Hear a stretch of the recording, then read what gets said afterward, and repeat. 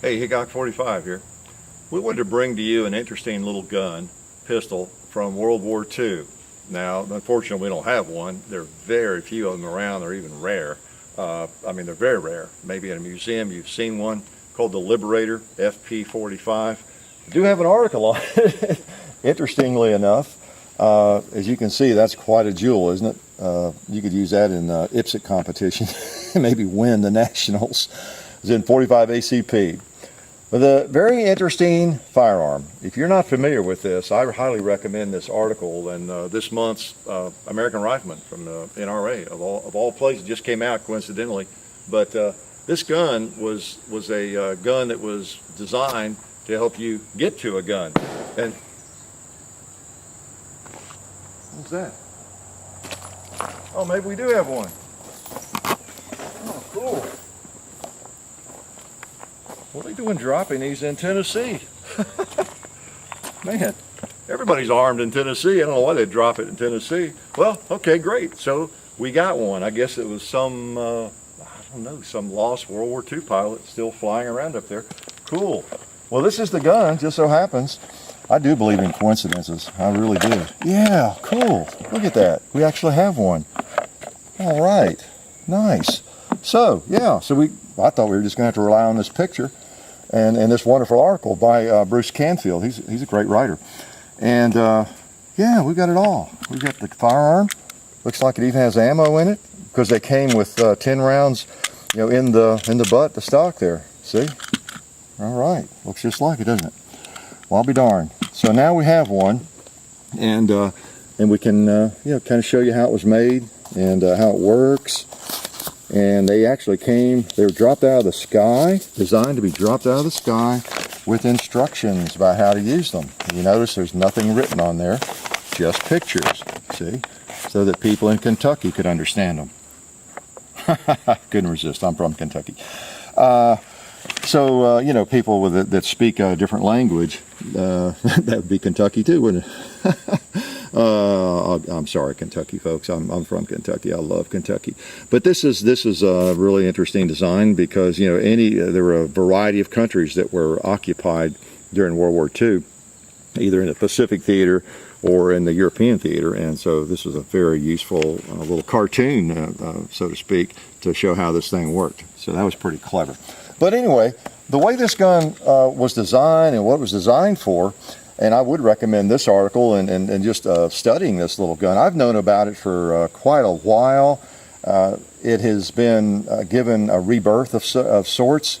This is a replica that was made by an outfit in Elizabethtown, Kentucky, Vintage Ordnance Company. I've talked to the owner of that company at gun shows in Louisville and I guess at the Knob Creek, and was very, very impressed with these. He even offered to send us one, but really nice guy, and has given this gun new life because there just were not many of them that were salvaged. Lots of them were dumped in the ocean and just beaten back into pot metal or whatever to be used for who knows what, cooking soup, I don't know. But the gun was designed as in 1941, Pearl Harbor in December, and then the Philippines surrendered a few months after that. We had, as Canfield points out, in Europe, Western Europe, a lot of Western Europe was under I love the way he phrased that, the heel of the Nazi jackboot, at that time. So things were not going well around the world, and it was looking bad. And so I think it was Poland that was asking the Allies could you do something to provide some firearms for the occupied civilians or population in these countries? Is there anything we could do? Get some firearms to them, to the unarmed masses. And so the U.S. Army, they went to I think it was the Joint Psychological Warfare Committee. They put their minds to it and came up with the idea of this firearm. What would be the smartest thing to do? It had to be cheap, it had to be quick. Something that could be made that would be a gun, that's about all you can say, that would fire a round. And again, it was designed to get a gun more than anything. It wasn't designed to fight with, not a battle weapon obviously, but it was better than a stick or a club. And so they wanted to put something together, stamped metal, that could be made in huge volume pretty quickly, And then the plan was to airdrop them, you know, like France, wherever, Philippines, the Pacific theater, the European theater, and to just drop them, airdrop them. They made 1 million of these things just in 2 or 3 months. I think from the initial planning stages, I believe it was around May of 42, up into August, they had 1 million of these things put together. Very secret, very hush-hush. They called it the FP 45, and the FP stood for flare projector. So as far as anybody knew, they were designing a flare gun of some sort, and they didn't even call this a trigger or a trigger guard. They were using terms like yoke and tube, not barrel, so that people just wouldn't get a clue. And it looks kind of like some kind of cheap flare gun, doesn't it? So pretty interesting, pretty interesting. Now you see this is a really fine quality firearm. This, I don't think SIG is going to come out with anything like this anytime soon, or anybody. But it's a very interesting firearm. And the way it works is you pull this back and you lift this up, you slip a 45 ACP round in there, you close the hatch, you put this back around, and you see a firing pin, and then you pull the trigger. Bang. Sometimes it will work, right? Now they were dropped with 10 rounds in the stop. Now there's no functioning, it's a single shot. You just had to, but it was a clever way to get 10 rounds in there. So in the box were 10 rounds of ammo. Let's just dump the ammo out. Let's see if they, yeah, good. Whoever was flying around these things. Looks like they put plenty of ammo in here for me. This is, I mean, think about a gift that this would be if you were totally unarmed and being abused by the enemy. See if I can get those out. There are 10 in there, and we'll get one out of there sooner or later, but I'll have to pry it out. But we might have to. Yeah, once I get one out, they'll probably fall out a little bit. Yeah, there we go. It's not a semi-automatic or anything. Okay. Now, all right. So when you put the hatch back on. Okay. Now they were made out of just plain metal. This, even this one, when I picked it up, it has you know, like fingerprints on it. It's not stainless. They wanted them to rust away. They didn't want them to be, you know, showing up years later in any kind of capacity. They were just designed for these people who were under occupation by the enemy to have a gun, to get to a gun, to get to a real gun, a better gun, and that's all they were designed for, not to last. In fact, they fired one round out of each one as they were making them, and then randomly they'd pick one and shoot 50 rounds, and as I understand, they just didn't hold up very well. The welds would start coming apart, and really not that safe to shoot. So these replicas are better. They're made a little bit better. They're not really designed to shoot, to tell you the truth, that much. They will fire. In fact, the owner of this company recommends you just don't fire it, really. But we're going to fire one. I think they come without the firing pin hole even opened up, and you have to kind of drill that out if you actually want to fire the thing. They're really meant to be more of a replica, but they will fire. I have fired this one a couple of times, and these replicas have much closer tolerances too. And I discovered that it's really hard to get the round in, you know. So they're very tight tolerances and a little bit better material and all that. So why don't we go ahead and just fire it? Now, I have discovered that the round doesn't just fall in there and end up where it needs to be necessarily. So I resort to my old days of muzzle loading. If I can find my tool here, that I put it in my pocket. Let's just try this. This came with it because if you look at the firearm, you notice that there's no ejector or anything like that. Now this is wood. Let's push that in there, make sure it's in there. Okay, that's not, I don't like doing that very much. That's one reason we're not going to fire this much. But this was designed, and once you fired it, you need to get the case out, so you stick this down the barrel and punch out the empty case. All right? And there's no safety. I mean, the safety you're looking at, basically. Once you turn this around, you know, it's ready to fire. So that's your safety, and that's it. You know, if you had this thing where it should be, like right there, I'll point it down range, and you dropped it, it could fire. So there's a lot of disclaimers in the literature on these replicas, so you want to be careful not to do that. So, but we have a round in it, don't we? We got one in there, and let me put my ears on. Let's see if it will fire. And like I said, this gun is designed to get you to a better gun, right? A real gun. We just happen to have a zombie here. It looks like he's got a Mauser. Maybe he's a Nazi zombie. So let's see if we can get that from him. Hey, your gun looks better than mine. I want yours, man. All right, now there's a real gun. I'll take this one every day over that thing. That worked out pretty well. Yeah, lots better. Lots better.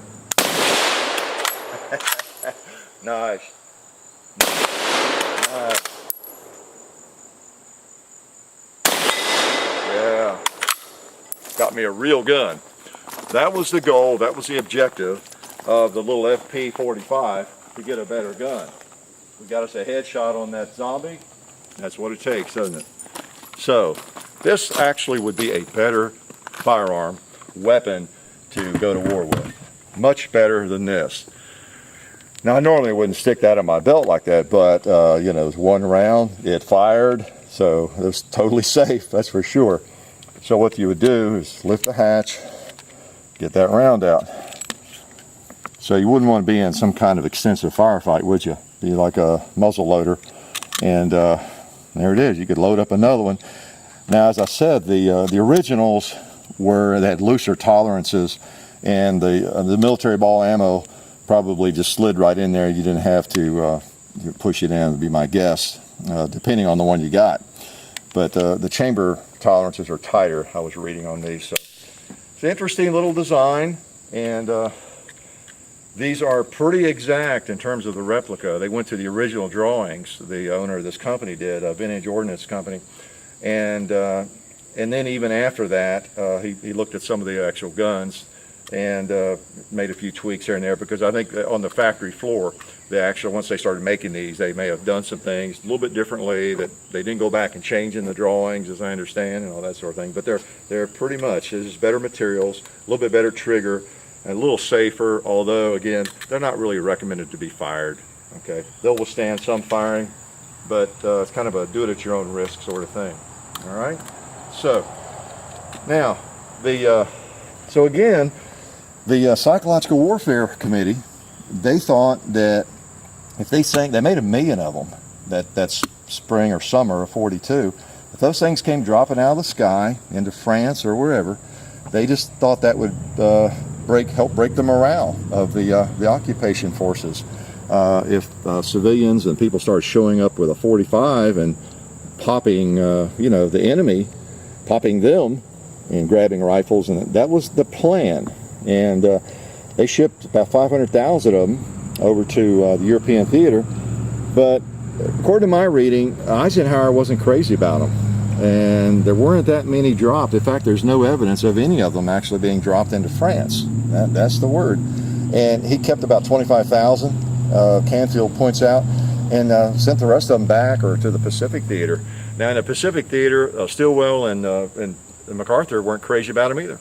So it might have been one of those deals where, you know how people can get in a room and make a decision for what needs to be done out there in the real world, but once the real world gets their hands on that plan, it maybe doesn't make a lot of sense. And I don't know. Or maybe more of them were dropped than we know, and it really is hush-hush, because the people were sworn to secrecy and everything that were involved in this project. So who knows? A lot of them were dumped in the ocean supposedly, but there's just not records on it. There were no markings on them. They didn't stick "Made in the USA" on them or anything. They didn't want anybody to know necessarily where they came from. And unlike these, the replicas have to have a serial number and the caliber and all that on the barrel. But it's done discreetly. It's up underneath the barrel and all that. But so, as I understand, in China and the Philippines, more of them were used or dropped and used. Okay, but by and large, they weren't used. The 1 million that were manufactured were not dropped all over the world or anything. So, great plan, but maybe it wasn't carried out to the nth degree as I guess the planners thought it might be. But it was a scary time. We can't relate to that. I can't relate. Can you imagine what was going on in Europe at the time, and then in the Pacific too, Pearl Harbor, all that? It's like, whoa, the world's going to be ending here as we know it. And it could have, of course, and it did for some people, right?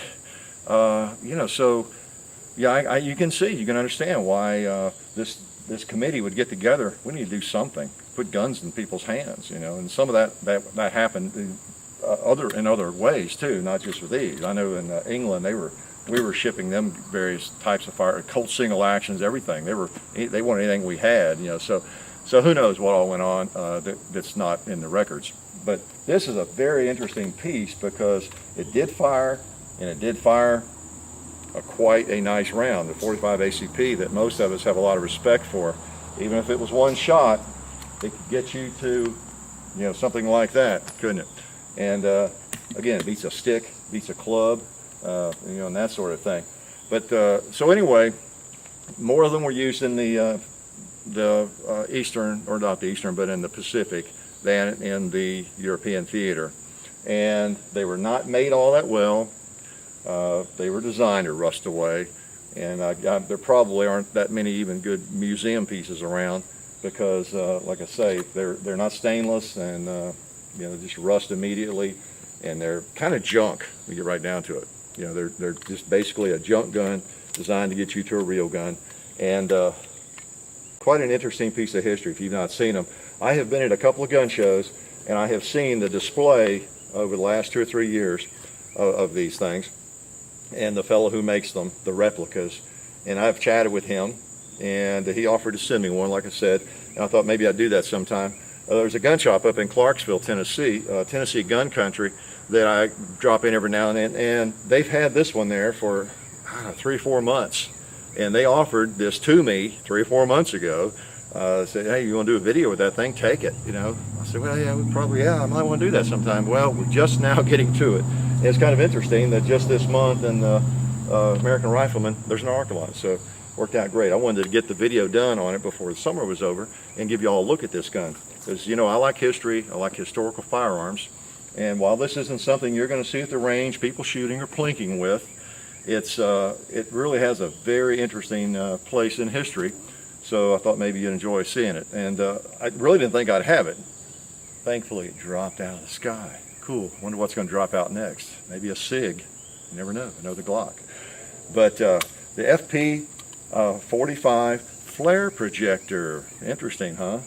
We're making a flare projector. And by the way, I didn't tell you that it wasn't made by the U.S. military. It was made by General Motors. The Inland Manufacturing Company division of General Motors I think did a lot of the design, and then they farmed it on out to the lamp division because they were busy making M1 carbines, which are pretty important at the time. And so it was actually made by a division of General Motors, and they just stamped them out in that summer, just in a matter of about 10 weeks, 1 million of them, and shipped them. So it was a very quick project from beginning to end. So, interesting piece of history. I would not recommend you buy one of these to go shoot competition with, but definitely an interesting piece of metal. Life is good.